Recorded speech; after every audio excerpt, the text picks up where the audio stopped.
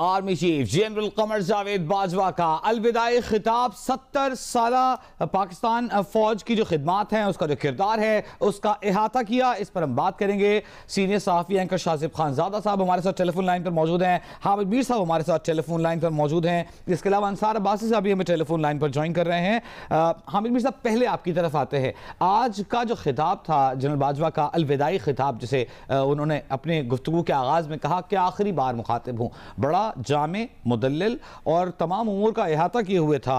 सियासत में फ़ौज का किरदार पहली बार एक सर्विंग आर्मी चीफ की जानिब से इसका इतराफ़ किया गया और जो उसके बाद उन्होंने फैसला किया उससे भी कौम को आगाह किया गया। जी देखें, जनरल बाजवा ने वाज़ेह तौर पे पिछले साल फौज ने फैसला किया कि हमें सियासी मामलात में मुदाखलत नहीं करनी चाहिए और ये हमने बहुत सोच विचार के बाद फैसला किया। तो ये तो बड़ी अच्छी बात है, लेकिन देखें कि अगर वो खुद ही कह रहे हैं कि हमने पिछले साल ये फैसला किया, तो इसका मतलब है कि उससे पहले जो हो रहा था तो उस पर तो तनकीद की गुंजाइश मौजूद है। मजमूई तौर पे तो बड़ी अच्छी बात है कि उनकी सरबराही में फौज ने सियासत में मुदाखलत ना करने का फैसला किया, लेकिन उसके बाद फिर वो 2-3 बातें उन्होंने ऐसी की हैं जिसके मैं समझता हूँ कि बहुत गौर करने के बाद आपको ये मानना पड़ेगा कि अगर वो खुद ही कह रहे हैं कि पिछले साल हमने सियासत में मुदाखलत ना करने का फैसला किया, तो जो पिछला इलेक्शन था वो तो 2018 में मुनक्कद हुआ था। तो 2018 का जो इलेक्शन था उसके बारे में बहुत सी सियासी जमातें जो हैं उन्होंने धांधली की शिकायत की थी और इसलिए जो इमरान खान की हुकूमत आई थी तो उसको सिलेक्टेड कहा गया था। और फिर जो तहरीक अदम एतमाद इस साल आई तो उसके बाद इमरान खान की पार्टी ने जो नई हुकूमत है उसको इम्पोर्टेड कहा। तो मेरा ख्याल है ये सियासी जमातों की आपस की लड़ाई है। जनरल बाजवा साहब को इस मामले में कमेंट करने से थोड़ा सा गुरेज करना चाहिए था। उन्होंने कहा जी इस रवैये को रद्द करना होगा। तो इसमें मेरे ख्याल से उनकी तकरीर के अंदर ही वजह मौजूद है। वो खुद कह रहे हैं कि हमने पिछले साल सियासत में मुदाखलत ना करने का फैसला किया। तो जो 2018 का इलेक्शन था उसके बारे में तो बहुत से लोगों की ये जची तुली राय है, इसके बारे में एविडेंस मौजूद है कि उस इलेक्शन में काफी धांधली हुई थी। तो गैर जरूरी, मेरा ख्याल है उनका कमेंट गैर जरूरी था इस मामले में। अगर वो ना करते तो बेहतर था। फिर उन्होंने 1970 वाली बात की कि जी 1970 में फौज की जो शिकस्त थी वो फौजी शिकस्त नहीं थी, वो सियासी शिकस्त थी। तो अगर हम इसको दुरुस्त भी तस्लीम कर ले तो जो 1970 में जो इलेक्शन हुआ था तो उस इलेक्शन के रिजल्ट जो हैं उसको किसने तस्लीम नहीं किया। वो उस वक्त अगर आप सिर्फ सियासतदानों पे इल्जाम लगाएंगे तो मुनासिब नहीं है। ISPR के एक साबिक सरबराह हैं ब्रिगेडियर AR सिद्दीकी साहब, उन्होंने जो जनरल याहिया खान पे किताब लिखी है जो 2 साल पहले शाया हुई, उस किताब में उन्होंने लिखा है कि जनरल याहिया खान ने जनरल गुलाम उमर साहब की सरबराही में एक सेल कायम किया था जिसने मुख्तलिफ सियासी जमातों में पैसे तकसीम किए थे और 1970 के इलेक्शन में अपनी मर्जी के रिजल्ट हासिल करने की कोशिश की थी। तो उस इलेक्शन में भी जनरल याहिया खान साहब जो फौज के सरबराह थे, उन्होंने जो धांधली की तो उसके बारे में गवाही फौज के अंदर से आ चुकी है। तो इस मामले पे भी जनरल बाजवा साहब जाते जाते अगर बात ना करते तो मुनासिब होता। लेकिन जहां तक उन्होंने ये कहा कि फौज ने पिछले साल फैसला किया कि हमें सियासत में मुदाखलत नहीं करनी, तो ये बहुत खुश आइंदा है और इसको हम अप्रिशिएट करते हैं। और जो उन्होंने मुआशी मुश्किलात के हवाले से बात किया वो भी उन्होंने दुरुस्त बात किया। ठीक है, हामिद मीर साहब हमारे साथ ही मौजूद रही। मुनीब फारूक साहब ने भी इस दौरान हमें ज्वाइन किया है। मुनीब, आपकी जानिब भी आएंगे। अंसार अब्बासी साहब भी हमारे साथ मौजूद हैं। शाजिब, आपकी जानिब आते हैं। गुज़िश्ता फरवरी में हमने ये फैसला किया कि फौज सियासी मामलात में मुदाखलत नहीं करेगी। इस आईनी अमल का खैर मकदम करने के बजाय हदफ तनकीद बनाया गया, गैर मुनासिब, गैर शाइस्ता अल्फाज का इस्तेमाल किया गया। आर्मी चीफ ने अपने अलविदाई खिताब में ये अहम निकात उठाए हैं, किस तरह देखते हैं आप? जी ज़ाहिर एक अहम बात है और लेकिन ये तो एक मस्बत बात है कि वो कह रहे हैं कि इदारे ने ये फैसला किया है। पहले DGI भी कह चुके हैं कि एक शख्स का फैसला नहीं है बल्कि एक इदारे का फैसला है। तो हम उम्मीद करते हैं कि जो अगले आर्मी चीफ हैं वो भी इस बात को कंटिन्यू करेंगे। मगर उनका जो गिला है कि अल्फाबाद से नवाजा गया और क्या क्या किया गया, जाहिर है उसमें जो तनकीद है वो उसी पूरे सेटअप पर बनती है जो इमरान खान साहब के, वो कहते हैं ना कि मुंह को खून लग गया और वो खून ऐसा लग गया कि जी फौज ही मेरे लिए सारे के सारे काम करेगी। और जब फौज ने करना छोड़ दिए और ये फैसला किया कि हम सियासत में मुदाखलत नहीं करेंगे, तो खान साहब एक ऐसे जमहूरी लीडर के तौर पर सामने आए जो ये कह रहे थे कि नहीं आपको सियासत में मुदाखलत करनी है वरना आप जानवर हैं, आप न्यूट्रल तो हो नहीं सकते हैं। मीर जाफर, मीर सादिक, ये तमाम अलकाबात से नवाजा गया, जिनका खुद भी वो जिक्र कर रहे थे कि किस किस किस्म के अलकाबात से हमें नवाजा गया। मसला ये है कि जी जहाँ ये बात खुश आइंद है कि फौज बिल्कुल सियासत में किरदार अदा ना करे, मगर इस किरदार अदा करने की वजह से मुल्क की जो पूरी तारीख है उसमें तो मुल्क का जो नुकसान हुआ वो हुआ ही है, मगर जिस अमल को और जिस मुदाखलत को खुद इस वक्त आर्मी चीफ ज़हराइनी कह रहे हैं, उसके नतीजे में अगर आप सिर्फ 2014 से देखें तो 2014 में धरना हुआ, एक अदम इस्तेहकाम आया, फिर 2016 में डॉन लीक्स हो गया।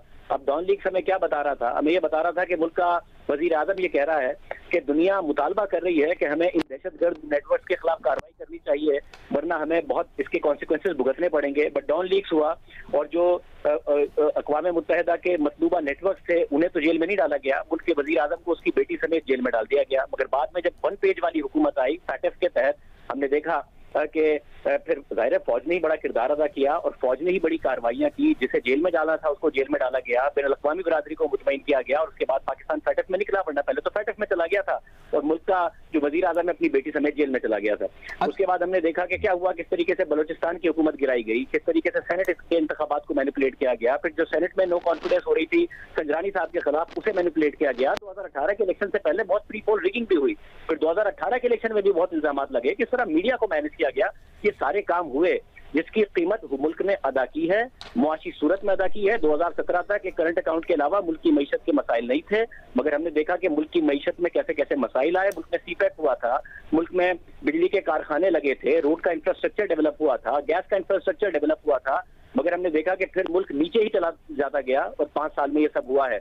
अब अगर फौज की तरफ से फैसला किया गया है, ये एक अच्छा फैसला है और जाहिर तमाम सियासी जमातों को उसको रिस्पेक्ट करना चाहिए, बजाय इसके कि खान साहब बार बार पुल करने की कोशिश करें और पुश करें फौज को कि वो सियासत में किरदार अदा करे। मगर जिस बात को वो गैराइनी मान रहे हैं और जिस गलती को वो तस्लीम कर रहे हैं, और जाहिर एक अच्छी बात है, एक ऐसा बात है कि वो आइंदा ना करने का भी कह रहे हैं और उसको गलती भी तस्लीम कर रहे हैं, मगर उस गलती ने मुल्क को बेपनाह नुकसान पहुंचाया है, मुल्क की मईशत की कमर तोड़ के रख दी है, मुल्क की माशरत की कमर तोड़ के रख दी है, हर तरीके से मुल्क बहुत पीछे चला गया। अच्छा शाहजेब, एक और चीज हम आपसे ये पूछना चाहेंगे कि DGISPR ने साइफर के मामले पर क्लियर कट ये कहा था कि कोई साजिश नहीं थी। आर्मी चीफ ने भी आज कहा कि जाली झूठा बयानिया बनाया गया। ये कैसे हो सकता है कि बैरूनी साजिश हो, फौज हाथ पर हाथ धरी बैठी रहे? ये नामुमकिन है, बल्कि गुनाह कबीरा है। इससे पहले इमरान खान खुद भी उस बयानिए से जान छुड़ा चुके हैं, कह चुके हैं कि अगर साजिश नहीं की थी तो रोका क्यों नहीं था। ये मान लेते हैं कि साजिश नहीं की थी तो रोका क्यों नहीं, तो अब वो बयानिया कहां गया साइफर वाला, वो साजिश वाला? जी खान साहब तो नजर आ रहा है कि एक बड़े सरीहन झूठ पर इमरान खान साहब ने बयानिया बनाया, मुल्क की खारजा पॉलिसी को दाव पर लगाया, मईशत को दाव पर लगाया और मुल्क की फौज पर उन्होंने संगीन इल्जामात लगाए, बगावत तक के और गद्दारी के इल्जामात लगाए जब मीर जाफर और मीर सादिक से उन्होंने कंपेयर किया। और अब जब खान साहब को अंदाजा हो गया कि पिछले 1 साल से वो जो करना चाहते थे वो नहीं कर पा रहे हैं, अपनी मर्जी का DGISI इसलिए रखना चाहते थे ताकि वो सियासत में मुदाखलत करे और उनकी हुकूमत को दबाम बख्शे, वो नहीं कर पाए। फिर वो चाहते थे कि ये बयानिया बना के अमेरिका के हवाले से अपने खिलाफ नो कॉन्फिडेंस बचा लें, वो नहीं कर पाए। फिर इस हुकूमत को गिराना चाहते थे ये बयानिया बना के, वो भी नहीं कर पाए। फिर चाहते थे किसी भी तरीके से चीफ इलेक्शन कमिश्नर का इस्तीफा ले लें, उन पर इल्जाम लगा के, वो भी नहीं कर पाए। फिर चाहते थे कि अपनी मर्जी का आर्मी चीफ लगा ले इमरान खान साहब, वो भी नहीं कर पाए। तो खान साहब की फ्रस्ट्रेशन इतनी ज्यादा थी कि वो उस पर झूठ पे झूठ बोलते चले गए, मगर अब उन्हें इदराक हो रहा है कि उस झूठ का उन्हें फायदा नहीं हुआ, ना ही अपनी सियासत में फायदा हुआ, ना ही फौज पर दबाव डालने में फायदा हुआ। तो वो अमेरिका से भी दोस्ती बढ़ाना चाहते हैं ये कह के कि मैंने ये मामला पीछे छोड़ दिए, और फौज से भी मामला बेहतर करना चाहते हैं ये कह के कि आपने साजिश नहीं की होगी। तो खान साहब ने तो जाहिर है इस मुल्क के साथ ज्यादती की, जिस तरीके से अपनी सियासत और हुकूमत और इक्तिदार की खातिर कभी वो आर्मी चीफ को तौसी की पेशकश और रिश्वत की ऑफर कर रहे थे और कभी अमेरिका पर इल्जामात लगा रहे थे। अब सबसे ताल्लुकात बेहतर करना चाहते हैं, मगर वो जो नुकसान इस मुल्क को हो गया पिछले 6-8 महीने में खान साहब की सियासत की वजह से, वो अपनी जगह पर मौजूद। ठीक है, अंसार अब्बासी साहब भी हमारे साथ मौजूद हैं। अंसार अब्बासी साहब, इदारे का ये कहना ए पॉलिटिकल होने का फैसला करना, इसका खैर मकदम किया जाना चाहिए, लेकिन जब आप अपनी इस्लाह का फैसला करते हैं तो उसकी जानिब पहला और अहम कदम होता है कि अपनी गलतियों का भी एतराफ़ किया जाए। इस पैराए में आप ये बयान कैसे देखते हैं कि 2018 में RTS को बहाना बनाकर जीती हुई पार्टी को सिलेक्टेड का लक़ब दिया गया, आप क्या समझते हैं? देखें, सबसे पहले तो जो आर्मी चीफ की जो आज की स्टेटमेंट थी पॉलिटिकल एस्पेक्ट के ऊपर, इसकी 2 अहम पार्ट्स थे मेरी नज़र में। एक तो उन्होंने जो पिछले 6-7 महीने से इमरान खान साहब का बिल्कुल डायरेक्ट अटैक था एस्टैब्लिशमेंट के ऊपर और नाम लेके या बगैर नाम लिए आर्मी चीफ और जो भी सिंबल्स हैं, मेजर सिंबल्स हैं एस्टेब्लिशमेंट के, उनको जिस तरह से इमरान खान साहब अटैक करते रहे, जो भी उनका बयानिया था उसमें जितना भी सच था, जितना भी झूठ था, एक तो उन्होंने उसको रिस्पॉन्ड किया और बड़ा विदाउट मिंसिंग एनी वर्ड उन्होंने क्लियरली जो भी कुछ जाहिर है वो आपके पास वर्ड थे उनके स्पीच में किस किस्म की बातें की गई। एक तो उनका मतलब है कि for the first time army chief ने फॉर्मली अपनी जुबान से रिएक्ट किया। पहले हम DGISPR के थ्रू देखते रहे, फिर DGISI आए, for the first time army chief ने जाते जाते अपना मतलब कथारसिस वो इमरान खान साहब को एक को जवाब दिया। फिर दूसरा जो हिस्सा है उसमें यही वाला जो कि जी पॉलिटिक्स में हम अब नहीं इन्वॉल्व होंगे और लास्ट ईयर का हमारा डिसीजन था। देखें, इसमें कोई शक नहीं कि ये बहुत ही अच्छा फैसला है और ये बहुत अच्छा फैसला है, लेकिन मैं आपको बताऊं कि ये बड़ा चैलेंजिंग फैसला है। क्या ऐसे ही होगा या हमारी खुशफहमी है? बिकॉज यहाँ पे नए आर्मी चीफ आते हैं, उनकी नई प्रायोरिटीज होती हैं, एस्टेब्लिशमेंट की पॉलिसीज बदल जाती हैं और सब कुछ अनफॉर्चुनेटली 75 ईयर्स में हमने बार बार यही चीजें होते देखी हैं। और ये जो आप 2018 की बात करें, मैं थोड़ा सा उसके ऊपर, चूंकि उन्होंने ये कहा कि उस वक्त जो गवर्नमेंट आई थी उसको सिलेक्टेड कहा गया, मेरी नजर में 2018 के जो इलेक्शन थे वो क्लियरली वो इंजीनियर्ड थे और जाहिर है उसमें जो अभी 2000 अभी बात कर रहे हैं कि लास्ट ईयर हमने फैसला किया, उससे पहले की गलती इस्टेब्लिशमेंट की जो पुरानी गलतियां थी वो एक रेपिटेशन थी, एक रिपीट थी। 2018 में जो हमने देखा उसमें डेफिनेटली रेपिटेशन थी और मैं बीइंग अ जर्नलिस्ट मैं भी उस चीज का गवाह हूँ, आप भी गवाह हैं, पूरा पाकिस्तान गवाह है। लेकिन मैं आपको बताऊं कि ये बहुत अच्छा फैसला है, लेकिन मैं वही जो आपको बात बता रहा हूँ कि आइंदा अभी जो नेक्स्ट आर्मी चीफ है ये उनकी जिम्मेदारी है। एक तो बात, पहली बात ये कि अपनी गलती की फर्ज करें 2018 में, ये अच्छी बात है कि आर्मी चीफ ने अपने हाफ टेन्योर या उसके बाद ये फैसला कर लिया कि जो हम पहले करते रहे हैं या जो एस्टेब्लिशमेंट पहले करती रही है और जो बार बार वो कहते हैं कि गलतियां सबसे हुई, तो उन गलतियों को सुधारने का, ठीक करने, हम सबको ठीक करना है। और उन्होंने एक दुरुस्ती की तरफ एक कदम बढ़ाया, एक पॉलिटिकल रोल की बात की, न्यूट्रलिटी की बात की। अब एक तो ये जिस हालत में फर्ज करें कि छोड़ के जा रहे हैं फौज को, ये बहुत बड़ी रिस्पॉन्सिबिलिटी नए आर्मी चीफ की होगी जो भी आते हैं अभी और उसके बाद आने वाले, कि आपने इस चीज के ऊपर साबित कदम रहना है कि किसी भी लिहाज से वो गलतियां जो बार बार हमारी इस्टेब्लिशमेंट करती रही माजी में, वो गलतियां दोबारा से वो मतलब है कि उसको रिपीट नहीं होना चाहिए। और इसके साथ साथ मैं आपको बता दूं एक अहम बात, यहाँ पे बहुत अहम रिस्पॉन्सिबिलिटी हमारे पॉलिटिशियंस की है कि जी आप गवर्नमेंट में आते हैं तो गवर्नमेंट कोई भी आए, किसी की भी गवर्नमेंट आ जाए, इलेक्शन के रिजल्ट में आते हैं, इनको अपना रवैया इस लिहाज से बदलना पड़ेगा कि जब आप हुकूमत में आते हैं तो ये मत सोचें कि ये मुल्क आपको ठेके के ऊपर दिया गया है। आप आइन पाबंद करता है कि आपने डिलीवर करना है, परफॉर्म करना है, और अगर ये डिलीवरेंस नहीं होगी, परफॉर्मेंस नहीं होगी, और जो आइन कहता है कि जो हकूक देने हैं लोगों को, अवाम को, हर लिहाज से इंस्टीट्यूशन बिल्डिंग व्हाटएवर जो भी है, अगर आप ये नहीं करेंगे तो मैं आपको बताऊं मेरा खौफ है कि फिर हम दोबारा से किसी न किसी तरीके से ड्रैग इन कर देंगे हम फौज को, हम एस्टेब्लिशमेंट को। सो दोनों साइड्स को सबक सीखना चाहिए, सबको, मैं मीडिया की बात कर रहा हूँ, हमें भी सबक सीखना चाहिए, लेकिन ये मेजर चूंकि प्लेयर्स हैं। और इसके साथ साथ मैं आपको बताऊँ बहुत अहम बात यह है कि जब अगर एस्टेब्लिशमेंट कहती है कि हम सबक सीख रहे हैं, अगर फर्ज करें पॉलिटिशियन भी अल्लाह करे, हमारी जुडिशरी के लिए बहुत लाजिम है, मैं आपको बता दूं, अगर हमारी जुडिशरी ठीक होती तो माजी में हमने जो बार बार डायरेक्ट या इनडायरेक्ट इंटरवेंशन देखी हैं वो इंटरवेंशन कभी ना होती। तो इस लिहाज से ये इनकरेजिंग खिताब था और इसके ये एस्पेक्ट से जो सोचा मैंने आपसे मैं शेयर कर रहा हूं। ठीक है मुनीफ फारूक साहब आपकी जानिब आएंगे। आर्मी चीफ ने कहा कि जाली और झूठा बयानिया बनाकर फौज के खिलाफ नामुनासिब गैर शाइस्ता अल्फाज इस्तेमाल किए गए, हमने हौसला दिखाया लेकिन सब्र की भी एक हद होती है। आर्मी चीफ का यह कहना था कि हमारे पास वसाइल भी थे, मौके भी थे, लेकिन हमने पाकिस्तान के लिए मामले को दरगुजर किया, हमने जाने दिया। किस तरह देखते हैं आप इन अल्फाज को इमरान खान के बयानात के तनाजुर में? बहुत शुक्रिया आपका। देखिए, जो आर्मी चीफ ने इमरान खान साहब के रवैये के हवाले से जो बात की है नाम लिए बगैर, वो तो बात दुरुस्त है कि इमरान खान साहब को इतनी खुली छुट्टी दी गई कि वो जो चाहें कहें, जिन अलकाबात से चाहें पाकिस्तान की फौज को की क़यादत को उन्होंने अलकाबात से नवाजा और फिर मुख्तलिफ नाम दिए। लेकिन मसला ये है कि इमरान खान साहब के इस रवैये को ना सिर्फ खुली छुट्टी दी गई, इमरान खान साहब ये सब कुछ एक इम्प्यूनिटी से एंजॉय करते रहे। और जब ये सब कुछ होता रहा, इस दौरान इमरान खान साहब के हवाले से अगर ये रवैया किसी और ने, किसी बलोच सियासी रहनुमा ने, किसी पख्तून सियासी रहनुमा ने या किसी और सियासी रहनुमा ने ये रवैया अपनाया होता, किसी सियासी जमात ने ये रवैया अपनाया होता, तो उसके हवाले से शायद जो रिस्पॉन्स है वो बड़ा शिद्दत से आता। तो तफरीक तो यहाँ पर पैदा की गई रवैये के अंदर। बहरहाल इमरान खान साहब के मुंह को खून लगा, ये दुरुस्त बात की शाहजेब साहब ने, और इमरान खान साहब ने उसे भरपूर तरीके से उस लिबर्टी को एंजॉय किया और जहां तक जा सकते थे उन्होंने पाकिस्तान की फौज की क़यादत को रखेता। जहां तक बात, मैं भी सबकी तरह यही कहूंगा, मेरे लिए भी बहुत खुशाइंद है, बड़ा हौसला अफजा है कि पाकिस्तान की फौजी क़यादत ने ये फैसला किया है कि पाकिस्तान की मुसल्लह अफवाज का ताल्लुक किसी तरीके से भी सियासत से नहीं होगा। लेकिन ये सूरत हाल उस वक्त मुस्बत होगी और आगे बढ़ेगी अगर हम अपनी गलतियों का मुकम्मल तरीके से उनका अहाता करें। देखिए, आपको सबसे पहले अपनी गलती मुकम्मल तौर पर तस्लीम करनी पड़ेगी। अगर जो मौजूदा आर्मी चीफ हैं जनाब जनरल कमर जावेद बाजवा साहब, उनका जो दौर है वो 2016 से शुरू होता है।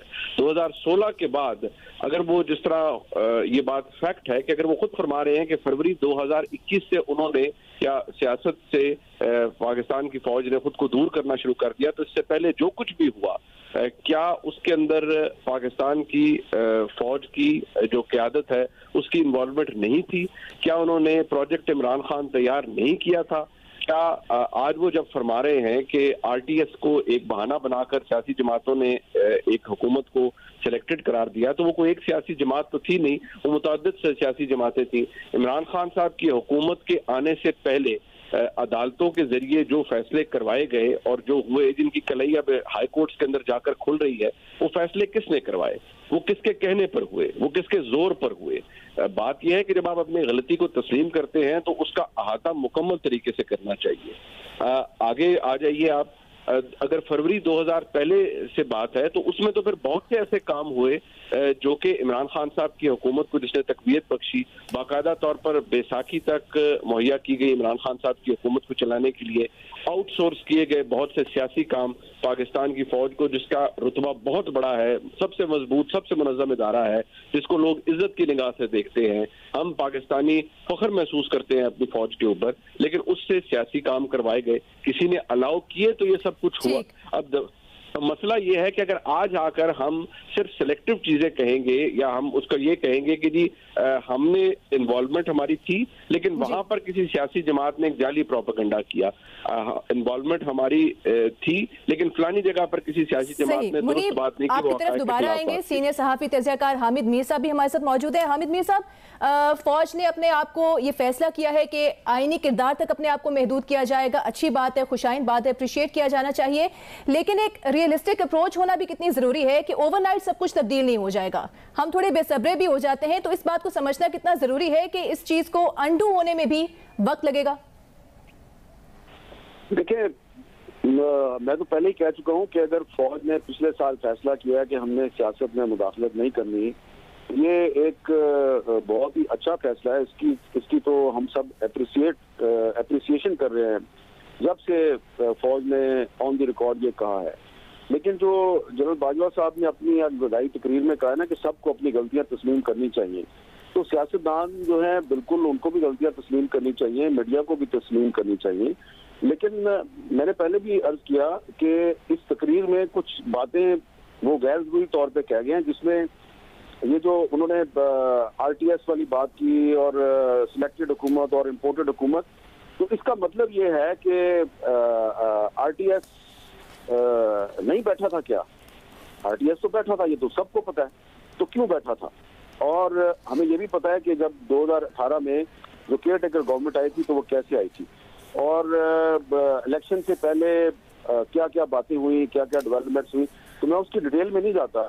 लेकिन ये है कि अगर गलतियां तस्लीम करनी है तो सिर्फ आप सियासतदानों से और इस मुल्क की सिविल सोसाइटी से और मीडिया से ये तवक्को ना करें कि सिर्फ वही अपनी गलतियां तस्लीम करे, आपको भी करनी चाहिए। आपने कहा कि हम कैथारसिस कर रहे हैं, तो अगर आप कैथारसिस कर रहे हैं तो फिर आप ये मान लें कि आरटीएस अगर बैठा था तो चले, इसका ब्लेम नहीं हम लगाते किसी पे, लेकिन ये गलती तो थी और ये तो हम सबको पता है, तो हमारी आंखों के सामने बहुत से वाकयात हुए हैं कि 2018 का जो इलेक्शन था वो कैसे हुआ, किस तरह इलेक्शन से पहले कौन कौन से सियासतदान जो हैं उनको तोड़कर कैसे पीटीआई में लाया गया, जो आज़ाद जीते उनको कैसे शामिल करवाया गया, कौन फोन करता था। उसके बाद इमरान खान साहब खुद कह चुके हैं, देखिए जो बात इमरान खान साहब खुद एतराफ़ कर चुके हैं उसकी तो तरदीद नहीं कर सकते आप कि जी जब हमारी हुकूमत आई तो हमारे पास 2/3 मेजॉरिटी नहीं थी, हम कमजोर थे, तो हम इंटेलिजेंस एजेंसीज के जरिए पार्लियामेंट में अपना नंबर पूरा करवाया करते थे। तो ये तो इमरान खान साहब खुद कह रहे हैं। तो अब इसका मतलब ये है कि 2018 के इलेक्शन के बाद बाजवा साहब जब आर्मी चीफ थे तो इंटेलिजेंस एजेंसी जो है वो बजट मंजूर करवाने में भी इमरान खान साहब की मदद कर रही थी। तो चले अब वो हो गया, लेकिन हम ये तो नहीं कह रहे ना कि आप इन चीजों का एतराफ करें, लेकिन अब अगर आज आप जाते जाते अपनी अलविदाई तकरीर में कह रहे हैं सब अपनी गलतियों का एतराफ करें, तो फिर हम तवक्को करते हैं कि जिस तरह के आप सियासतदानों से, मीडिया से, सिविल सोसाइटी से तवक्को करते हैं कि वो गलतियों का एतराफ करें, तो आपको भी करना चाहिए।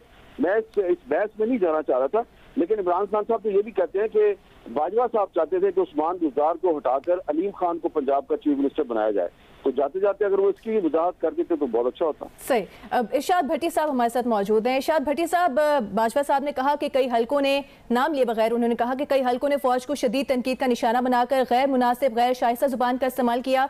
अब जहाँ हम देख रहे हैं एक तब्दीली हम आते हुए देख रहे हैं ज़रा कि जिम्मेदारी का एहसास किया जा रहा है अपने अपने आईनी किरदार के हवाले से, इमरान खान साहब कुछ सीखेंगे? देखिए, पहली बात तो ये है कि इस बयान को नुक्ता आगाज बना सकते हैं ये सियासतदान, अगर इसकी हौसला अफजाई करें, इस अमल को खैर मकदम करें। अगर इसका गलतियां किसने नहीं की, गलतियां फौज ने भी की, गलतियां सियासतदानों ने भी की, गलतियां सब ने की। तो अब वक्त, अगर ये वाकई हमारे सियासतदान जमहूरियत पसंद हैं, सिविलियन बालादस्ती इनका मंशूर है, वोट को इज्जत देना चाहते हैं, और मुझे तो लगता नहीं है, लेकिन अगर ये ऐसे ही हैं तो अब वक्त आ गया है कि एक दूसरे की गलतियां भुलाकर आगे बढ़ें। अब ये हमारे सियासतदान अपने कदमों पर खड़े हों, रातों को ना मिलें, अपने मामलात खुद हल करें, ढीले लेने के लिए इनकी तरफ ना देखें, इक़्तिदार में आने के लिए फौज को सीढ़ी ना बनाएं, इक़्तिदार के बाद सारी खराबियों का जिम्मेदार फौज को ना ठहराएं, मेरा आर्मी चीफ तेरा आर्मी चीफ ना खेलें, मुल्क के वसीतर मफाद में जाती मफादात पूरे ना करें। जमहूरियत जमहूर से होती है, जमहूर के लिए सोचें। अब वक्त आ गया है कि ये करें। ठीक है, इरशाद भट्टी साहब हमारे साथ मौजूद हैं। शहजाद इकबाल में भी ज्वाइन किए। शहजाद, आपकी जानिब आएंगे। शाहजेब, आपसे एक सवाल हम ये करना चाह रहे हैं कि क्या आज की आर्मी चीफ की अलविदाई तकरीर क्लियर कट मैसेज है इमरान खान के लिए, जो आस लगाए बैठे थे, जो बार बार कहते थे कि किसी तरह बाकी सबको डिसऑन करके एक बार फिर हमारी मदद करो, तो फिर ना ही समझे इमरान खान साहब? देखिए जी, गैर आर्मी चीफ के पास तो रह गए कोई 5-6 दिन। अगले आर्मी चीफ में अभी तमाम बातों का फैसला करना है, क्योंकि इमरान खान साहब 26 तारीख को पिंडी में ही होंगे और दबाव डाल रहे होंगे। वो चाहते हैं, क्योंकि खान साहब को लगता है कि उनकी सियासत अवामी सपोर्ट से नहीं बल्कि आर्मी चीफ की तैनाती से मुंसलिक है, फौज की सपोर्ट से मुंसलिक है। तो ये अब अगले आर्मी चीफ ने फैसला करना है, क्योंकि बाहिर तो लगता है कि खान साहब इस बात के लिए तैयार नहीं है कि वो सिर्फ अवाम पर भरोसा करें, अपने वोटर सपोर्टर पर भरोसा करें। उन्होंने अचानक 4-5 दिन पहले अपनी लाइन ही बदल ली है, इतने बड़े बड़े इल्जामात लगाकर, फौज पे लगा के, गद्दारी का इल्जाम लगा के उनकी तो अचानक लाइन बदल गई है। वो कह रहे हैं कि हो सकता है साजिश में शामिल ही ना हो, मगर रोक लेते हैं। भाई क्यों रोक लेते हैं? एक डेमोक्रेटिक अमल था, ये फौज की कब से जिम्मेदारी हो गई है। मगर मैं फिर कहूंगा, ये जिम्मेदारी उन्हें इसलिए लगी इमरान खान साहब को कि उन्हें आदत हो गई है। उन्हें आदत इतनी हो गई 2014 से अपने लिए सपोर्ट की कि धरना हो तो सपोर्ट किया जाता है, फिर वो दोबारा जलसे धरने उनके सपोर्ट किए जाते हैं। और उन्हें बताया गया, और जो खान साहब कह रहे हैं कि जो GIT थी उसमें तो फौज ने करप्शन इमरान खान साहब को बताई। इमरान खान साहब के साथ जो सहाफी खड़े हुए हैं वो खान साहब की तकरीबात में तकरीर करते हुए बताते हैं कि हमें तो फौज बताती थी कि जो दूसरे सियासतदान हैं वो कितने करप्ट हैं। तो इस सारे के सारे मामले में इमरान खान साहब को आदत इतनी हो गई है। फिर आपने देखा 2018 से पहले जब बलूचिस्तान हुकूमत गिरी, तो जब नई हुकूमत बनने वाली थी तो बनी गाला में जाके वो लोग मिले। फिर जब संजरानी साहब बने तो उसमें इमरान खान साहब साहब के लिए सब फैसिलिटेट किया गया, फिर संजरानी साहब को बचाने के लिए फैसिलिटेट किया गया। तो खान साहब की आदतें बहुत खराब हैं। आज बाजवा साहब ने कुछ और भी जिक्र किया कि किस तरीके से कतर से मुआहिदा हुआ सस्ती गैस का, उसमें किरदार अदा किया, फिर रेकोडिक में किरदार अदा किया, IPP से मुआहिदों में किरदार अदा किया। इमरान खान साहब के वुज़रा ने चीन को नाराज कर दिया सीपैक पर, तो फिर फौज को किरदार अदा करना पड़ा, दोस्त ममालिक से पैसे लाने में किरदार अदा किया। और ये वो बातें हैं जो बाजवा साहब तो आज कह रहे हैं, इमरान खान साहब के वुज़रा पहले कह चुके हैं कि बाजवा साहब ने किरदार अदा किया है। इमरान खान साहब खुद बाजवा साहब को बहुत सारी चीजों का क्रेडिट दे चुके हैं। तो खान साहब की आदतें अगर खराब हुई हैं तो उसमें जाहिर है बड़ा किरदार है इदारों का कि इतनी आदतें खराब की हैं कि उन्हें समझ में नहीं आ रहा। उन्हें लगता है कि मेरा मुतालबा ही आईनी है। असद उमर साहब कहते हैं कि इसमें गैर आईनी क्या है। अगर इमरान खान साहब फौज से कह रहे हैं कि वो इंतखाबात कराए तो इसमें तो कोई गैर आईनी बात ही नहीं है। यानी कि आप इस लेवल पर ले गए हैं तहरीक इंसाफ को कि उन्हें ये बात आईनी लगती है कि फौज इंतखाबात कराने में और मुंतखब हुकूमत को घर भेजने में किरदार अदा करे। उन्हें ये बात गैर आईनी लगती है कि इमरान खान की हुकूमत क्यों नहीं बचाई फौज ने, जो कि आईनी तौर पर उनके काम नहीं है ये सारे के सारे। तो आदतें बहुत जाहिर है खान साहब की खराब हो गई हैं। तो अब वो आदतें बदलेंगी नए आर्मी चीफ की तैनाती के साथ या नहीं बदलेंगी, ये आने वाले दिनों में पता चलेगा, नए आर्मी चीफ के कंडक्ट से पता चलेगा। क्योंकि देखिए ना, इस मुल्क में जहां पर वो कह रहे हैं कि फौज ने बाकायदा तौर पर किरदार अदा फैसला किया है कि वो सियासत में बिल्कुल मुदाखलत नहीं करेंगे, तो एक चीज हुई है इस मुल्क में वजी कि इस मुल्क की सियासी लीडरशिप को डिस्क्रेडिट करने के लिए ये एक करप्शन का और एहतसाब का नारा इस्तेमाल किया गया है। जनरल मुशर्रफ साहब ने भी किया, उसके बाद भी होता रहा, और खान साहब भी कहते हैं कि हमें तो फौज ने सारी चीजें बताई थी। तो क्या इससे भी फासला इख्तियार किया जाएगा कि ये जो एहतसाब है वो इस मुल्क में एहतसाब ही हो और जेन्युइनली हो, ना कि पॉलिटिकल विक्टिमाइजेशन के लिए हो। हमें आपसे 6-7 साल पहले बताया गया था कि जो पनामा में नाम आए हैं सबसे पहले शरीफ खानदान का एहतसाब होगा, उसके बाद बाकी 450 लोगों का एहतसाब होगा। उस 450 लोगों के खिलाफ 4 साल में इमरान खान साहब की हुकूमत में क्या कुछ हुआ? एक भी पकड़ा गया? इमरान खान साहब ने तो एक के बाद एक एमनेस्टी स्कीम दी थी। आज इमरान खान साहब बता रहे हैं कि रियल एस्टेट बहुत बड़ा माफिया है। अपने इख्तिदार में बताते थे कि इस मुल्क को आगे ले जाने में रियल एस्टेट की जो प्रॉपर्टी प्राइसेस बढ़ी हैं वो कितना किरदार अदा करेंगी। एक के बाद एक एमनेस्टी स्कीम देते थे। फराह खान का दिफा ये कहकर करते थे कि मेरे दौर में तो प्रॉपर्टी प्राइसेस में बहुत इजाफा हुआ है, तो फराह खान के भी असासे बढ़ गए हैं। तो खान साहब तो जाहिर है अपना बयान और बयानिया दोनों बदल लेते हैं, गलत बयानी को बयानी का नाम दे देते हैं, मगर जो उनकी आदतें जिन जिनने खराब की हैं वो भी इसके जिम्मेदार हैं। इस मुल्क के जो हालात हुए हैं और ये मुल्क जहां पहुंचा है पिछले 5-6 साल में कि अब डिफॉल्ट की बातें होने लग गई हैं, तो इसमें एक और फैसला करना पड़ेगा नए आर्मी चीफ को सियासत से अलग होने के साथ साथ कि एक ओहदे में इतनी ताकत है कि हर 2 साल बाद और 3 साल बाद हम यही आके खड़े होते हैं कि नया आर्मी चीफ कौन होगा, या फिर मौजूदा आर्मी चीफ को तौसीह मिलेगी या नहीं मिलेगी, और उसका पूरा निजाम मिलकर रह जाता है। खान साहब 2016 में भी एक धरना दे रहे थे क्योंकि नए आर्मी चीफ की तैनाती होनी थी। खान साहब 2022 में भी धरना दे रहे थे क्योंकि नए आर्मी चीफ की तैनाती होनी थी, और इतना मुतनाज़े बना गए उसको कि उन्होंने कहा कि मैं इन्हें लगाने नहीं दूंगा नया आर्मी चीफ। लग गया आर्मी चीफ नया। अब इमरान खान साहब बताएं कि क्या होगा कि वह सबरी मूव हो गई और लग जाना है आर्मी चीफ। तो खान साहब को अपना कंडक्ट बदलना है, जाहिर है दीगर जमातों को बदलना है, मगर सबसे बड़ी जिम्मेदारी फौज पर ही है कि जितना खुशाइंद है आज बाजवा साहब का ये बयान कि वो फौज मुदाखलत नहीं करेगी और फरवरी में फैसला किया, तो आइंदा इस पर अमल भी हो। जी, हम उम्मीद करते हैं कि इस पर अमल हो। शहजाद, पीटीआई एक बड़ी जमात है पाकिस्तान की, एक हकीकत है, इसमें कोई दो राय नहीं है। आज बाजवा साहब का ये कहना कि जाली और एक झूठा बयानिया बनाकर मुल्क में हिजान की कैफियत पैदा की गई और अब इसी झूठे बयानिए से राह फरार इख्तियार की जा रही है। तो हम देखते हैं इमरान खान साहब मुतादिद बार कहते हैं कि यूटर्न लेना तो एक अच्छे लीडर की क्वालिटी है। बार बार एक बयानिया, एक लाइन लेना, अपने फॉलोअर्स को उसके पीछे लगाना, फिर सोशल मीडिया पर हम देखते हैं कि इतनी रेपिटेशन से एक प्रोपेगेंडा किया जाता है कि वो सच मालूम होने लगता है, उसके बाद उसे यूटर्न ले लेना, राह फरार इख्तियार कर लेना। ये अब जिम्मेदारी का एहसास होना चाहिए इमरान खान साहब को अगर इस्लाहात का फैसला कर ही लिया गया है। जी सारा, बहुत शुक्रिया। अगर इजाजत हो पहले मैं जरा कमेंट कर दूं। आज जो खिताब किया है आर्मी चीफ ने, जो जनरल कमर जावेद बाजवा का आखिरी खिताब है, और ये बड़ी खुशाइन बात है जो एक अरसे से हम सुन रहे हैं कि फौज का अब जो रोल है वो आईनी किरदार होगा, मदाखलत नहीं करेगी फौज सियासत में, और ये कह रहे हैं कि 2021 फरवरी के बाद से ये फैसला कर लिया गया था। ये बड़ी खुशाइन बात है, लेकिन देखें ये देखना पड़ेगा कि क्या ये एक टैक्टिकल मूव है या ये एक स्ट्रेटेजिक मूव है। आपको याद होगा जब परवेज मुशर्रफ के 8 साल डिक्टेटरशिप का दौर मुकम्मल हुआ था, उसके बाद भी फौज के ऊपर काफी तनकीद की जाती थी, जो फौज का इमेज था वो काफी नीचे चला गया था, और जनरल कियानी जब उस वक्त वापस आए तो उस वक्त हमें यही लग रहा था कि फौज जो है वो सियासत से पीछे हट गई है, और पीछे हटी भी थी, लेकिन वो एक टैक्टिकल मूव था। शायद वो फौज का इमेज जो है बेहतर करना चाहते थे, और उसके बाद फिर आपने देखा कि जो फौज का एक स्ट्रेटेजिक एजेंडा था कि हमने कैसे इस मुल्क में अब एक हाइब्रिड निजाम को लेकर आना है और उसके लिए बड़ी मेहनत की गई है। जो सारे हमारे दोस्त बैठ के बात कर रहे हैं कि कैसे इमरान खान को हुकूमत में लाया गया। तो सबसे अहम सवाल ये है कि फौज जब कहती है कि हम सियासत से पीछे हट गए हैं, हम मदाखलत नहीं करेंगे, क्या ये एक वक्ती टैक्टिकल मूव है या ये एक स्ट्रेटेजिक मूव है और आइंदा फौज बाकी ममालिक की फौज की तरह सियासत में मुदाखलत नहीं करेगी? अगर तो टैक्टिकल मूव है तो फिर शायद कुछ साल बाद आप देखें कि दोबारा कोई किंग्स पार्टी उभर के आ जाएगी, दोबारा कोई हाइब्रिड सिस्टम सामने आ जाएगा।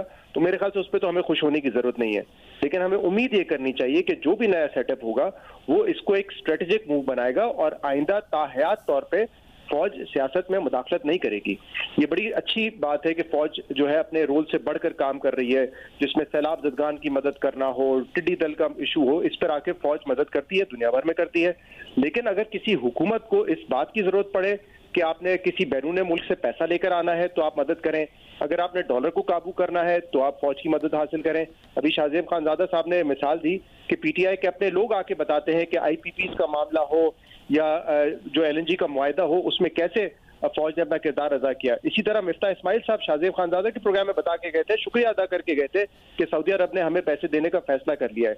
तो देखें, ये रोल सुनने में तो बड़ा अच्छा लगता है कि मुल्क के लिए वो कर रहे हैं और जाहिर सी बात है जब पैसा लेकर आते हैं मुल्क के लिए लेकर आते हैं, लेकिन ये सोचने की जरूरत है, सियासतदानों को भी सोचना है कि काम आपके करने का है। फौज को अगर कोई दरख्वास्त लेके जाता है आप हमारी मदद करें, तो उनको बता देना चाहिए कि ये सिविलियन रोल है, ये आपका काम है लेकर आना। और अगर वो इतने कैपेसिटी नहीं रखते, इतनी कॉम्पिटेंस नहीं रखते, तो फिर किसी भी ऐसी हुकूमत को इक़्तिदार में आना सूट नहीं करता है जो अपने सिविलियन मामला खुद ना चला सके। तो आप जरा स्पेसिफाई करेंगे वो ऐसी क्या कमजोरी या वीकनेस होती है कि फौज की तरफ देखा जाता है ऐसे मामलात में? इसमें दोनों चीजें, एक तो हमारी सियासी जमातों की कैपेसिटी का है मसला, इदारों की कैपेसिटी का मसला है। हमने 30 साल 35 साल जब आप डिक्टेटरशिप रही है तो इदारे आपके तबाह हो चुके हैं। जब उनकी कॉम्पिटेंस कैपेसिटी का मसला होगा तो फिर आपको कहीं और देखना पड़ेगा। लेकिन इसमें इंपॉर्टेंटली फौज को अपने किरदार को भी देखना पड़ेगा। सिक्योरिटी के एतबार से जाहिर सी बात है वो दूसरे ममालिक से मुलाकात भी करते हैं, लेकिन अगर कोई शख्स इतना ताकतवर या कोई शख्स ओहदा इतना पावरफुल हो जाए जिसमें जो अगर आपने बैरून मुल्क से पैसे लेने हो, दोस्त ममालिक से पैसे लेने हो, वहां पे भी वो दोस्त मुल्क भी आपकी सिविलियन गवर्नमेंट के बजाय आर्मी की तरफ देख रहा हो, अमेरिका सिविलियन हुकूमत से मुज़ाकरात की बजाय आर्मी की तरफ देख रहा हो, तो मेरे ख्याल से इसमें आर्मी को अपना रोल नजरसानी करनी चाहिए कि ऐसा क्यों है। ये एक फ्लॉ है जो पाकिस्तान में है, इसको दुरुस्त करने की जरूरत है। जहां तक बात रही इमरान खान साहब की, इमरान खान तो ये भी कहते आए हैं कि एजेंसी से मदद ली गई ताकि हम कोई बिल पास करवा लें, वोट ऑफ कॉन्फिडेंस हो चेयरमैन सेनेट का, वहां पे भी मदद ली गई। तो मेरे ख्याल से ये तो जो उन्होंने अपनी पूरी सियासत थी उसको आउटसोर्स किया हुआ था, और एजेंसीज की मदद लेना इन कामों में आप उनको भी मुतनाज़ा बना रहे हैं और एजेंसीज का जो अपना रोल है वो भी मुतनाज़ा हो रहा है। तो मेरे ख्याल से दोनों तरफ से ये एफर्ट होनी चाहिए, सिविलियंस की जानिब से भी कि कोई किंग पार्टी बन के सामने ना आ जाए कि ठीक है अब पीटीआई नहीं है तो हम आपका साथ देंगे, और इसी तरीके से फौज को भी अपने किरदार को देखना है कि वो भी एक किंग्स पार्टी बनाने का जो एक स्ट्रेटेजिक तरीका होता है या हाइब्रिड गवर्नमेंट का, उसको आप खत्म कर दें, फुल स्टॉप लगा दें, आइंदा से वो ना हो। ये एक प्रोसेस है, इवॉल्व होगा, उसी तरीके से आगे बढ़ेंगे। इसमें आज जो आप बात कर रही हैं कि इमरान खान इल्जाम लगा रहे हैं, आज ये जब कहा गया कि फरवरी 21 से पहले हम सियासी थे, तो क्या सियासी रोल था हमें तो नहीं पता। हमें जब पता है जो चीज जो आरटीएस वाला मामला है उस पर वो कहते हैं कि हम इससे मुलविस नहीं थे, तो फिर क्या एग्जैक्टली सियासी रोल था। मुनीब अभी जो बात कर रहे थे बड़ी इंपॉर्टेंट है, फिर उस पर वजाहत आनी चाहिए। ऐसे नहीं हो सकता कि आप कहें कि उससे हम आगे बढ़ गए, अब सियासी रोल नहीं था। तो ये एक ट्रूथ एंड रिकंसिलिएशन इस पे होनी चाहिए कि क्या रोल था, क्या गलत था, क्योंकि जहां इमरान खान इल्जाम लगा रहे हैं तो वहां पे अगर ये कहा जाता है कि झूठे इल्जाम है, तो इल्जाम तो पीडीएम जमातों का भी है कि आरटीएस बैठा था, उनको भी कहा गया कि प्रोपेगेंडा है। तो फिर इस तरीके से मेरे ख्याल से या तो सारी बातें ठीक होंगी या सारी बातें गलत होंगी। तो इस पे मेरे ख्याल से वजाहत जो है किसी न किसी मौके पर अगर आ जाए, वैसे तो तारीख जो है वो सबको सामने लेकर आ जाती है, लेकिन वो बेहतर होता। लेकिन मेरे ख्याल से जो बुनियादी बात यह है कि फुल स्टॉप होना चाहिए, no intervention, no interference politics, neutral लफ्ज नहीं है, ये पॉलिटिकल हो जाए, आपका कोई किरदार नहीं होना चाहिए। ठीक है शहजाद, आपसे गुफ्तगू जारी रखेंगे। मुनीब, आपकी जानिब आते हैं। आज जनरल वाजिद साहब का ये कहना था,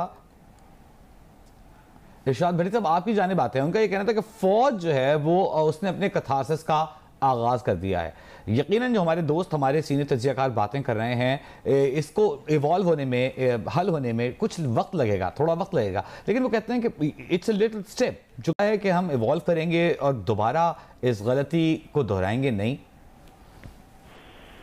देखिए,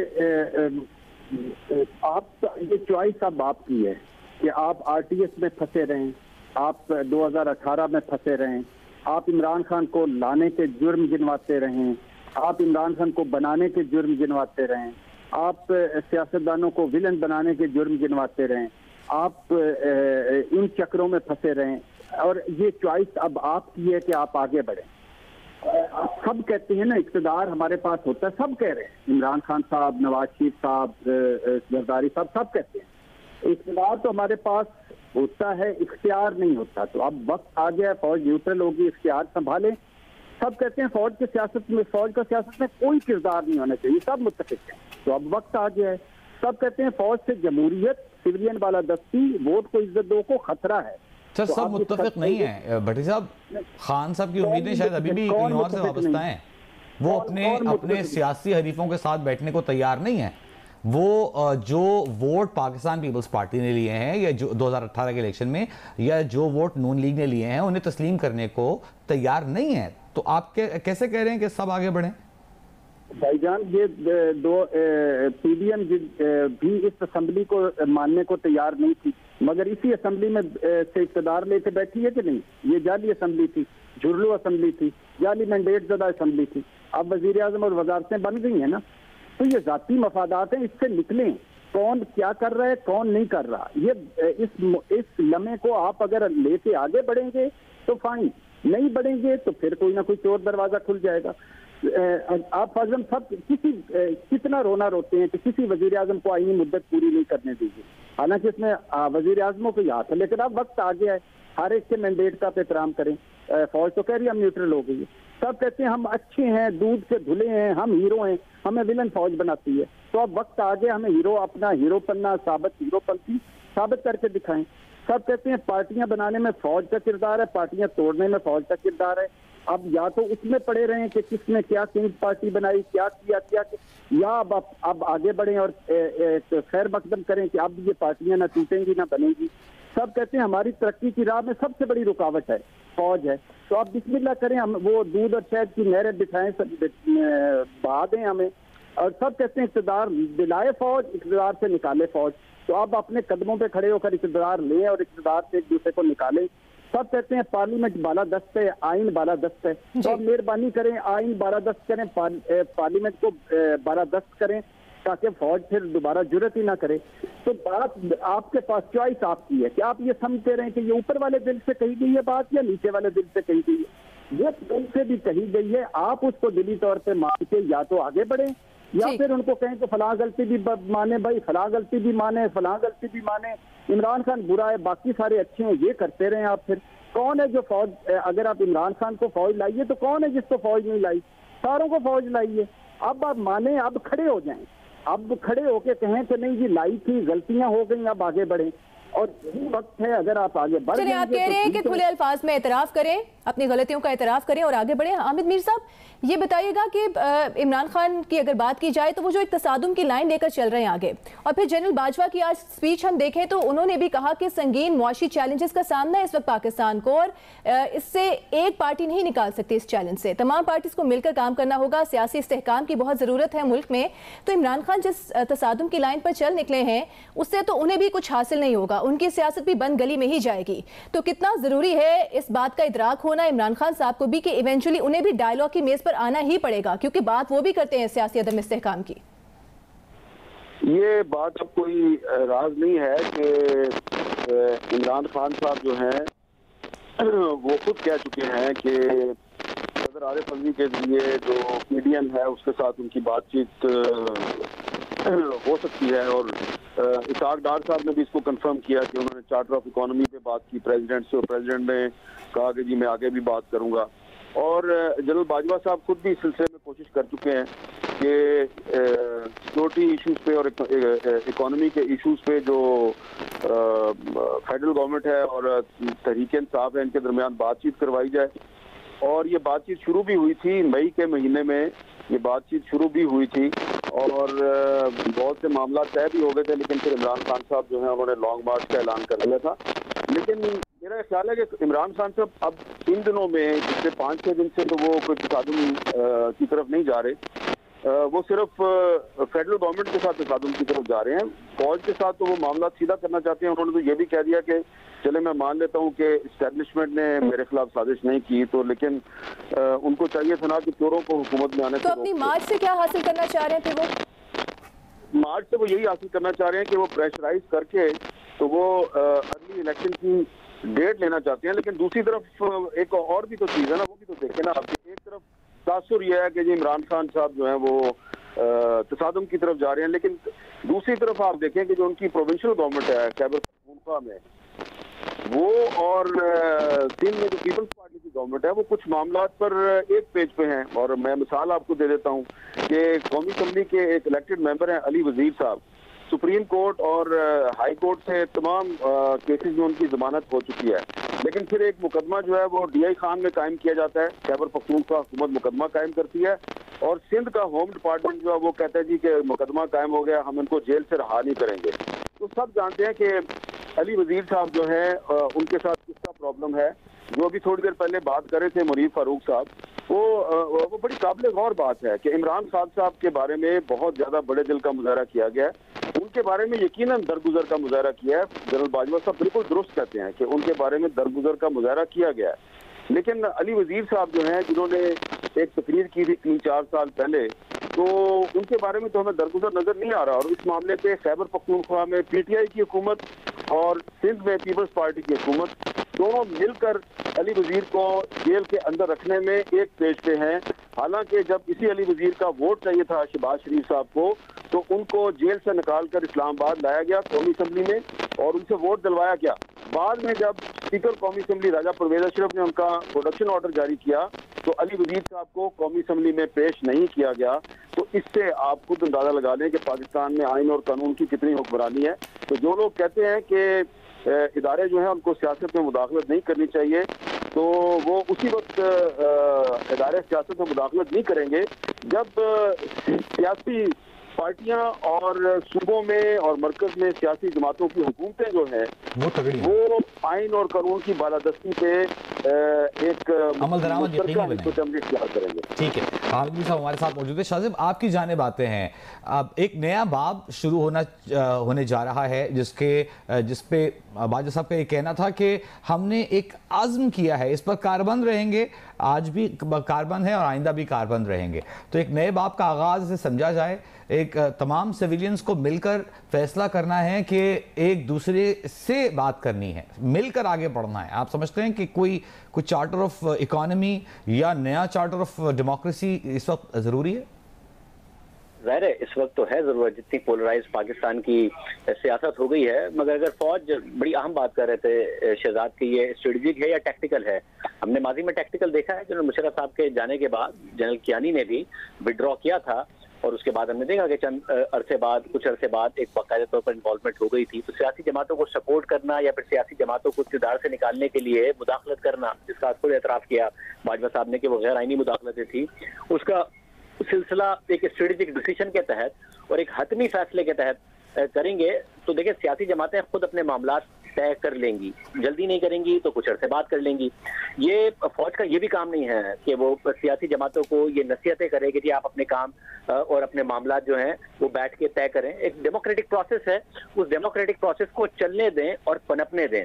अपनी मुदाखलत मुकम्मल तौर पर उस प्रोसेस से खत्म कर लें ताकि ये जो उम्मीदें हैं, किसी का ये गिला ना हो कि मुझे क्यों निकाला, तो किसी की ये तमन्ना ना हो कि मुझे क्यों नहीं बचाया। ये जो ख्वाहिश है कि मुझे बचाते या फिर इन्हें निकाल के मुझे वापस लाओ, ये उसी वक्त खत्म होगी जब मुकम्मल तौर पर विड्रॉ किया जाएगा और स्ट्रेटेजिक बुनियादों पर और मुकम्मल तौर पर एक परमानेंटली ये फैसला किया जाएगा। सियासी जमातें अपने मामला तय कर लेंगी। देखिए एक वक्त आया था नून लीग और पीपल्स पार्टी, अगर आप 90 की दहाई में देखें तो किस किस्म की सियासत होती थी। एक अमीरुल मोमिनीन बनने जा रहा था नवाज शरीफ साहब, फिर किस किस्म के वो केसेस बनाते थे, पीपल्स पार्टी की तरफ से क्या हो रहा था। उसके बाद हमें नजर आया कि उन्हें एक मेजोरिटी आई सियासी और फिर फैसला किया गया। और फिर जब 2008 में हुकूमत आती है तो हमें नजर आया कि 2008 से 2013 तक इक्का दुक्का वाकयात के अलावा एक डेमोक्रेटिक गवर्नमेंट ने परफॉर्म किया, सिवाय उस मुदाखलत के जो एक दफा फिर इदारे की तरफ से हमें नजर आई, जिसके बाद हमने देखा कि गिलानी साहब ने बाकायदा तौर पर एक तकरीर भी की फ्लोर ऑफ द हाउस पर कि कौन सा वीजा लेकर आया था कौन, और फिर 2013 में भी अच्छा, एक आखिर में एक सवाल आपसे हम करना चाह रहे हैं। बात मुदाखलत की हो रही है, तो उसी पैराए में सियासी मुदाखलत का तो इतराफ़ भी किया गया, आइंदा न करने के आज़म का इरादा भी किया गया। ये बताइएगा, मीडिया में मुदाखलतें होती रहती हैं, आपको लगता है कि आने वाले दिनों में ये भी कम होंगी? जब पॉलिटिकल इंटरफेरेंस खत्म हो जाएगी तो मीडिया में इंटरफेरेंस भी खत्म हो जाएगी? ये लगता तो मुझे नहीं है, मगर अगर खुद कह रहे हैं बाजवा साहब के इदारे ने फैसला किया है तो हम इस उम्मीद के साथ और उनके दावे के साथ एक उम्मीद जोड़ लेते हैं कि ऐसा ही होगा और मीडिया को भी काम करने दिया जाएगा। जाहिर है हालात वो नहीं है जो कि 2018 से 2021 तक थे, जिसमें मीडिया को मुकम्मल तौर पर टारगेट किया गया, मीडिया को मजबूर किया गया। आपको याद होगा ऐसा हुआ नहीं पाकिस्तान की तारीख में कि DGISPR एक प्रेस कॉन्फ्रेंस करके मीडिया से कह रहा हो कि 6 महीने के लिए आप मस्बत खबरें चलाएं। बाकायदा तौर पर वजीर आजम या किसी वजीर के खिलाफ या कोई स्कैंडल क्यों किया, इसको मैनेज वजारत इतलात नहीं करती थी, इसकी शिकायत वजारत इतलात नहीं करती थी, बल्कि इसकी शिकायत फौज की तरफ से आती थी और मीडिया मैनेजमेंट की कोशिश की जाती थी। हामिद मीर साहब के साथ क्या हुआ सबको पता है, दीगर सहाफियों के साथ क्या हुआ सबको पता है, किस तरीके से चैनलों पर प्रेशर डाला गया कि सहाफियों को निकाल दिया जाए। ये गवर्नमेंट के बिहाफ पर जो हो रहा था, ये गवर्नमेंट में तो इतनी सख्त नहीं है। तो अगर आप सियासी हुकूमतों को अकेला छोड़ दें कि वो मुदाखलत ना करें, तो आप यकीन कीजिए कि मीडिया में इतनी सख्त है कि सियासी हुकूमतें अगर फाशिस्ट टेंडेंसी दिखाएंगे भी, अपना फाशिस्ट रुझान दिखाएंगे भी, तो इस मुल्क के सहाफी, इस मुल्क के मीडिया हाउसेस इतनी ताकत रखते हैं कि वो सियासी जमातों से निमट लें। क्योंकि जाहिर जमहूरी हुकूमतों के पास अगर वो रूल ऑफ लॉ के तहत नहीं, रूल बाय लॉ के तहत अगर चलेंगी, तो कम से कम उनके पास डंडा और बंदूक नहीं है ना, उनसे निपटा जा सकता है। वो ताकत के जोर पर अगर कानून का इस्तेमाल करते हुए बंद करेंगी तो अदालतों का रुख किया जा सकता है। मगर अगर मैनेजमेंट इतनी ज्यादा होगी और डंडे के जरिए होगी जिसमें आप इदारों को भी मजबूर कर देंगे, तो फिर उससे कैसे निपटा जाएगा? तो ये जो रिवायत है 2021 के बाद जाहिर उसमें जरूर कमी आई है, मगर इसे मुकम्मल खत्म करने के लिए लाजमी है कि जमहूरी अमल को जमहूरी अमल पर छोड़ दें। तो मीडिया और इस मुल्क के सहाफी इतने ताकतवर हैं कि वो अपने मामलात और अपनी हक आज़ादी इज़हार राय के लिए लड़ सकते हैं, और सियासी जमातें इतनी मैच्योर हो जाएंगी खुद ही कि वो अपने मामला तय कर लेंगी। यही सवाल आपसे मीर साहब, आज़ादी इज़हार राय, मीडिया की आज़ादी को यकीनी बनाया जाएगा, इस हवाले से पॉलिसी में कोई तब्दीली आ सकती है आपके ख्याल में? फिलहाल तो मुझे कोई खुशफहमी नहीं है। उसकी वजह यह है कि पिछले 3-4 महीने में जो पाकिस्तान के मुख्तलिफ सहाफ़ियों के साथ, मीडिया हाउसेस के साथ जो रवैया अख्तियार किया जा रहा है, तो वो वैसा ही रवैया है जैसा कि पहले इमरान खान साहब की हुकूमत के दौर में था। इमरान खान साहब के दौर में भी अगर किसी सहाफ़ी को अगवा किया जाता था या उसको घर में घुस के मारा जाता था, तो जब हम जाके हुकूमत के वज़ीरों के सामने एहतजाज करते थे, उनसे कहते थे ये क्यों हो रहा है, तो वो कंधे उचका के कहते थे जी आपको तो पता है, हम तो बड़े कमजोर लोग हैं, हमें तो पता नहीं। यहाँ तक था कि जब कौमी असम्बली की स्टैंडिंग कमेटी फॉर इंफॉर्मेशन के इजलास में उस वक्त के वज़ीर इत्तलात फवाद चौधरी साहब को बुला के पूछा जाता था कि ये क्या हो रहा है मीडिया के साथ, वो कहते थे जी आपको तो पता है जी, हम तो नहीं है। अब वही सूरत हाल मौजूदा हुकूमत के दौर में है कि जब कोई सहाफ़ी जो है वो उसके खिलाफ मुकदमे कायम हो जाते हैं और कैमरा के जरिए किसी TV चैनल को दबाया जाता है, किसी सहाफ़ी को धमकियाँ मिलती हैं, तो जब आप हुकूमत के पास जाए वो कहते हैं जी हम तो है ही नहीं है, हम आपको तो पता है जी, हमारे तो इख्तियार में कुछ नहीं है। अच्छा, अब पहले तो हम उनकी बात नहीं मानते थे, लेकिन अब जब से वज़ीर कानून आज़म नज़ीर तारड़ साहब जो है उन्होंने इस्तीफ़ा दिया है, तो उसके बाद जो है अब ज़ाहिरी बात अब मानना पड़ता है। तो ये ज़ाहिरी बात है, मेरी बात जो है वो किसी को अच्छी नहीं लगेगी, किसी को अच्छी लगेगी, लेकिन ये ग्राउंड रियलिटी है। और इस वक्त आप देखें कि सिर्फ मीडिया की आज़ादी जो है वो खतरात से दो चार नहीं है। पाकिस्तान में जो इंसानी हुकूक की सूरत हाल है वो भी कोई इतनी तसल्ली बख्श नहीं है। हालांकि आपको बहुत सी जो आलमी इंसानी हुकूक के आलमी इदारे हैं उनकी तरफ से दबाव डाला जा रहा है कि आप अपने मामला बेहतर बनाएं। अभी देखें, पिछले महीने पार्लियामेंट ने एक बिल मंजूर किया, क्रिमिनल लॉज अमेंडमेंट बिल 2022, जिसके तहत जो एनफोर्स डिसअपीयरेंस है, यानी कि जबरी गुमशुदगी को एक जुर्म करार दिया गया, और उस कानून के तहत अब ये तय हुआ है कि अगर जबरी गुमशुदगी होगी और उसमें कोई इदारा या कोई फर्द मुलव्वस पाया जाएगा तो उसको सजा भी दी जाएगी और उसको जुर्माना भी होगा। उस बिल की मंजूरी के बाद भी लोग लापता हो रहे हैं, यानी कि पार्लियामेंट कानून साजी करती है तो उस कानून साजी का भी ख्याल नहीं किया जाता और उसके बाद भी इंसानी हुकूक की खिलाफवर्जियां जारी रहती हैं। लेकिन तो एक लेजिस्लेचर एक पिलर ऑफ द स्टेट है, अदलिया का रोल भी फिर इसमें बड़ा अहम है। मीर साहब, आप सिर्फ सियासतदानों को आप समझते हैं जिम्मेदार है? नहीं देखें, अदलिया का रोल बिल्कुल बनता है, लेकिन इसमें भी आप देखें ना कि अदलिया जो है, अब मैं क्या आपसे बात करूं कि हम सब के इल्म में है कि अदलिया जो है वो उसको दबाव में कौन लेके आता है। अब किसी तो हम ये कह रहे हैं कि सियासत में, अदालत में, मीडिया में इंटरफेरेंस खत्म हो जाएगी। नहीं देखिए, हमें अच्छी तवक्को रखनी चाहिए, लेकिन जो जस्टिस काजी फायद ईसा के साथ हुआ वो तो हमें पता है ना कि जस्टिस काजी फायद ईसा से कौन नाराज था। जो फैजाबाद धरना केस था उसमें जो उनका फैसला था उससे कौन नाराज था। तो हमें उम्मीद रखनी चाहिए कि जो जस्टिस शौकत अजीज सिद्दीकी के साथ हुआ, जो काजी फायद ईसा साहब के साथ हुआ, वो भी नहीं होगा। जो सहाफियों के साथ होता रहा है और आजकल भी हो रहा है वो भी नहीं होगा। और जो सियासी जमातें हैं, ठीक है मीर साहब, जैसे आपने भी कहा है, सब कहते हैं कि उम्मीद पे दुनिया कायम है, तो उम्मीद करते हैं कि आने वाला वक्त बेहतर होगा। हामिद मीर साहब, इरशाद भट्टी साहब, शाहजेब खानजादा साहब, शहजाद इकबाल साहब और मुनीफ फारूक साहब हमारे साथ मौजूद थे। आपके वक्त का बहुत शुक्रिया।